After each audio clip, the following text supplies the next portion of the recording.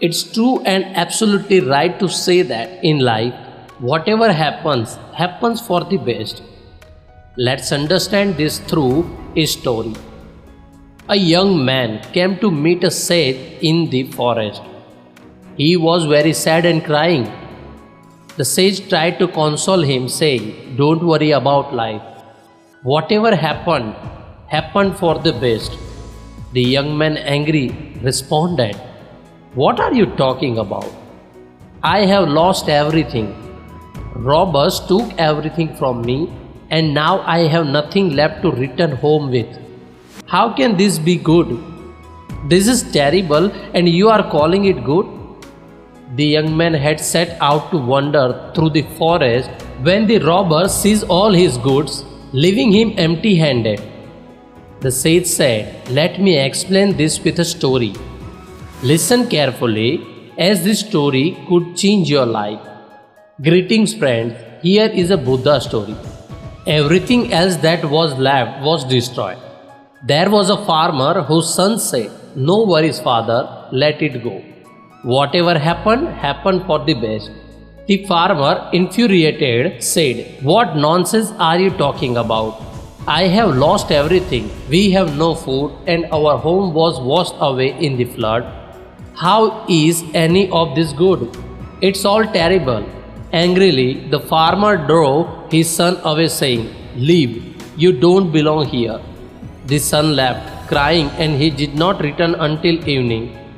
By then, the farmer realized he might have spoken wrongly but couldn't do anything.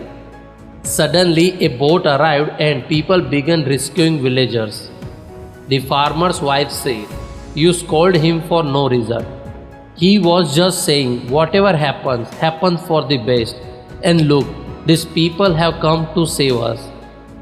The farmer replied, "You fool, there is no good in this situation. They save us, but we still have no food or shelter. Where will we live and what will we eat? Is there a solution to that?" The farmer's wife replied, "Even if we have no money, why worry so much?" The farmer said, "It's not about the money. There was a pouch in the house that held something very precious, which also washed away in the flood. I have nothing left now." His wife asked, "What was so special about that pouch?" The farmer responded, "I would tell you, but now that it's gone, what's the point in telling?" Time passed, and the farmer survived by begging from others. However, this couldn't last forever. This year, even his crops didn't yield well, adding to his worries.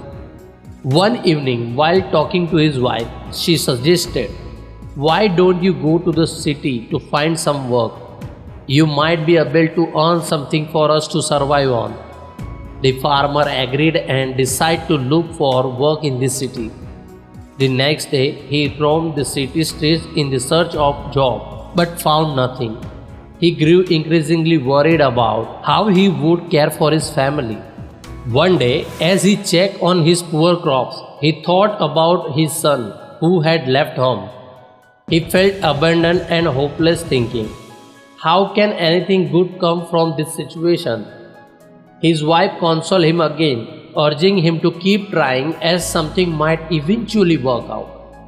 The farmer agreed and went out to seek work once more, but again he returned empty-handed. Just as he was heading home, he met another sage who asked why he looked so troubled. The farmer explained his hardship, how he had lost everything in the flood and was now struggling to survive. The sage replied, "Why are you so troubled?" The farmer confessed that he had scolded his son in anger, causing him to leave. The sage then said, "That's why I am telling you, whatever happened, happened for the best."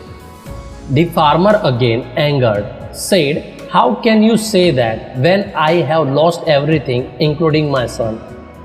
The sage advised him to have a patience, saying, "Every question has an answer, and in a time you will understand."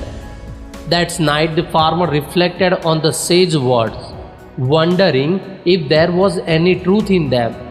The next day, he set out once more to search for work, and this time fortune favored him.